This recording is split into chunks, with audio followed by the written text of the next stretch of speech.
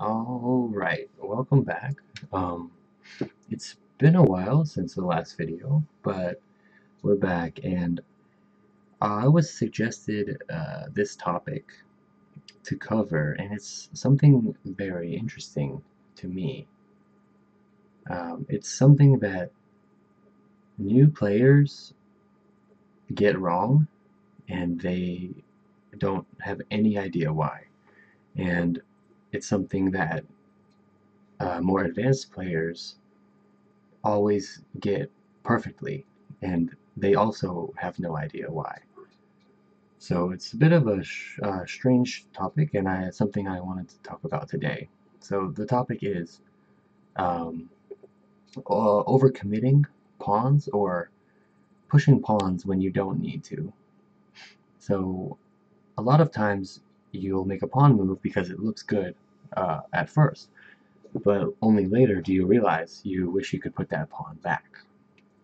So I have a few positions prepared today that I want to take a look at, and we'll just jump right into it and look at this first one. So here um, we have my favorite opening, which is the French defense, which we reach after these moves. So the point is that black is trying to challenge white's e4 pawn, and this is normal. You could push, you could take, you could defend the pawn. But we're going to look at the advanced variation, which is where white pushes forward.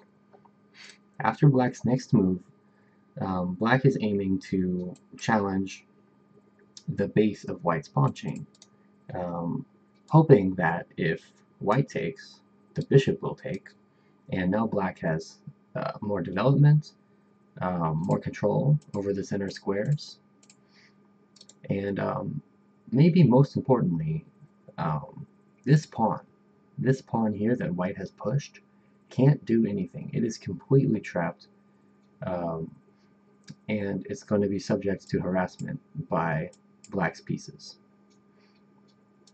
So this is a case where black is, even as early as this d5 pawn push, black is trying to get white to overcommit their pawns, where black will be able to round them all up and take them. So we see this move in c5. Now the white player knows this, most of the time will not ever take that. You might see a move like c3, and if I just played out a few more moves in this type of position, what might come to happen is there's going to be a ton of tension on this square for the whole game, and it's not going to be obvious what white should do. This tension favors black because black can take the pawn whenever he wants to, or never at all, if that's what black's prerogative is. Now, for example, you might think that, oh great, the knight has blocked the bishop from defending the pawn, so you can take this pawn for free. But then after a move like knight to g6, you've got two attackers here, one attacker here, and you can't save your pawns. These pawns are too far advanced and they cannot be defended. So that's the first example in the French defense. Now, I mean, the game goes on. It's not over by any means, but this shows how white has made 1, 2, 3, 4, 5 pawn moves and doesn't really have anything to show for it, whereas black is much more developed. Okay, let's look at the next example. This one is very short and sweet. So queen's pawn opening. Black again challenges the center. Now remember, we don't want to overextend our pawns. A move like this would just allow black to claim the center and get ready to recapture their pawn as well. Instead, we just make a little bishop move here. Now this is where the black player can go wrong. The black player might say, oh look, I can push forward and attack the bishop. And a lot of players would do this. However, the bishop simply retreats, and now you'll notice that this tension is gone. These pawns don't look at each other anymore. And what that means is that black has basically given up 2 pawn moves, and this pawn is not doing anything. It's not helping the cause. White can continue to develop their pieces. It's not too awkward or anything. This pawn does gain some space, but it's probably in this position. The bishop move is just tempting black forward. If in this position black could play pawn backward, he might do that. This just doesn't offer black anything. And maybe even more importantly, this pawn on d4 is now going to live forever. It will permanently cover these 2 squares where maybe a knight will try to land. This denies black a chance to fight back in the center. Okay, so let's get into the real meaty examples here. This is, okay, some silly moves, and we reach this position. So you will never have this position in a real game, but the issue I'm trying to highlight here is you could attack the knight. You bring your pawn up to attack the knight, and hooray, that's good. However, the knight will go back. That's fine. Now, isn't it just so tempting to attack the knight again? But when you do that, what you're doing is you're moving your pawn forward and you're releasing the square that you just had control over. So the knight can just go right back to where it was. And now you've got this weird pawn over here. And this pawn is not helping you. It's a weakness, not a strength in this position. Perhaps better here is to recognize that the knight can't go here. We don't want to let it go here. What it wants to do is take our pawn. So if we simply make a move like this, h3, defending our pawn on g4, the knight is denied of its future squares, and we've turned our pawn into a strength by connecting it, rather than a weakness by isolating it so far up the board. Continuing on this idea, here's an example of a real game that might happen. We have these moves in here. So the white player has the center, and they're pretty happy. Black is doing normal stuff, everything's normal. Attack the knight. Now when you make this move, you're ignoring the d5 square. You're basically inviting black to go there. And let's pretend that's what happens. Now the white player gets a little carried away, attacks the knight again, and the knight retreats. And now here, white needs to chill. White needs to just develop pieces and castle. But instead, they might get carried away, attack the knight again. And the knight will just go back where it was. We saw this in the previous example. Here, the knight cannot be attacked by a pawn. The pawns are both too far advanced. That means the knight is in a hole, or an outpost square, and it's a real pain in the ass. And it's going to stay there for a long time. Maybe can even be supported by this knight as well. Meanwhile, all of white's pawns, while they do control a lot of space, they can be worked around and eventually challenged, and they can all be taken someday in the future. It's not clear why white decided to allow this knight to land here, when in this position, just a move like knight c3 will do, and leave these knights a little bit uncomfortable. Now, the last example I have today is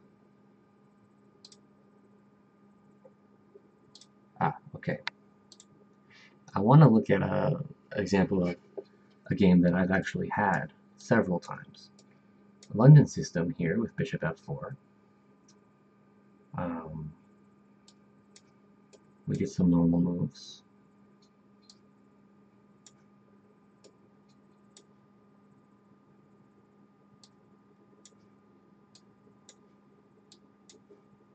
These moves aren't super important. The main thing here is what will happen. Oh, I apologize. I forgot a move here. Let's try that again. Here, here, here. C5, this move. This move is, remember, black's trying to cut down at the center. White prepares to reinforce their center. And from here, this is where the game continues. I remember. Knight comes out. So everything in good time. Develop our pieces in castle. And here. So this is where the main issue lies, is black has this tension. And this is black's way to open the position. This is black's chance to gain some kind of initiative at all. However, a lot of times the black player will do this move, pawn c4, and this move does attack the bishop, but the bishop will just slide back, and now this opportunity is lost. The pawn can't go backwards. On the other hand, white is very, very happy with this sequence of events, because white has everything aimed for this e4 advance, and black is not going to be able to stop it. Let's say another move gets played, e4, and this causes real problems for the black side. Not only is white established a pawn duo in the middle, but a lot of games I've seen, if this is captured, now this is just like the other example. Two pawns are weak. You can make a move like knight takes. This pawn's attacked, and it's very awkward to defend this pawn. This knight could be taken whenever I want. This knight could go here. This knight could go here. This knight could go here. And if we have some trades, well, I'll have a checkmate threat. And white has a big, big, big initiative. Black has no way to do anything. Black is powerless, and white is going to control the game for the foreseeable future. Just to highlight, maybe black does a counter punch, but I move my queen back, and now you have created another hole, so I could bring my knight in here. So just to show those examples. The key thing here is, yes, it might look tempting to put a pawn forward, but also keep in mind the long-term consequences of making pawn moves, because pawn moves are very committal. You cannot take pawn moves back. If you put a bishop on a weird square, you can always admit your mistake and go backward, but for pawns it's not quite the same. And in fact, this pawn move, you could argue, is a losing move, because after the bishop retreats, white's plan is very obvious. Some games I've even seen these pawns storm up the board, and black's king is in a lot of trouble. White's plan is obvious and powerful. Black's plan is non-existent. Black is going to be faced with a ton of problems in the center after this e4 move is played. So these were just some examples.